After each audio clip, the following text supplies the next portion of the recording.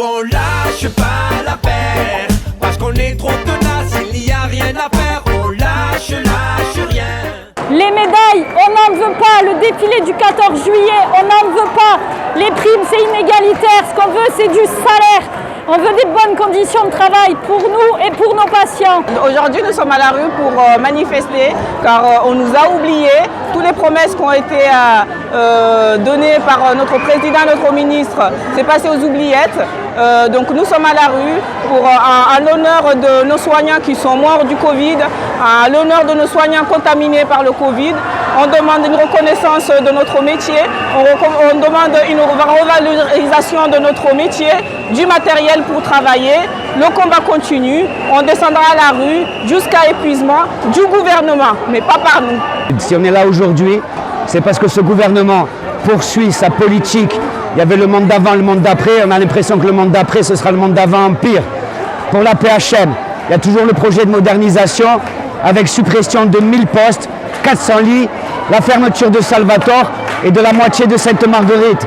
Avec les politiques locaux qui profitent de la situation pour leurs projets immobiliers et autres. Donc nous, on est là aujourd'hui. On ne veut pas travailler plus, on veut travailler mieux. On veut vivre et travailler dignement, avoir une vie normale et pouvoir soigner correctement les populations.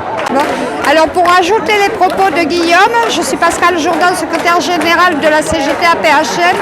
Il y a aussi de grosses menaces sur les services de pédiatrie à l'hôpital Nord, ce qui est quand même une catastrophe pour la population quand on sait que la médecine de ville côté pédiatrie est nulle. On pensait que le jour d'après serait différent, seulement tout ça va continuer si on n'obtient pas une loi rectificative pour le financement de notre sécurité sociale.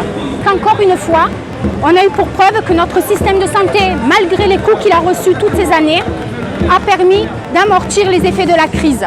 Grâce aux hôpitaux, au travail, à la conscience professionnelle des personnels de santé, malgré leurs revendications non prises en compte depuis plus d'1 an, grâce à la sécurité sociale qui a permis une prise en charge des malades, des personnes vulnérables, mais aussi des gardes d'enfants, etc.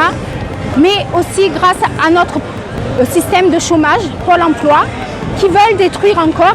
Il y a une réforme qui n'a pas été mise de côté, elle va revenir.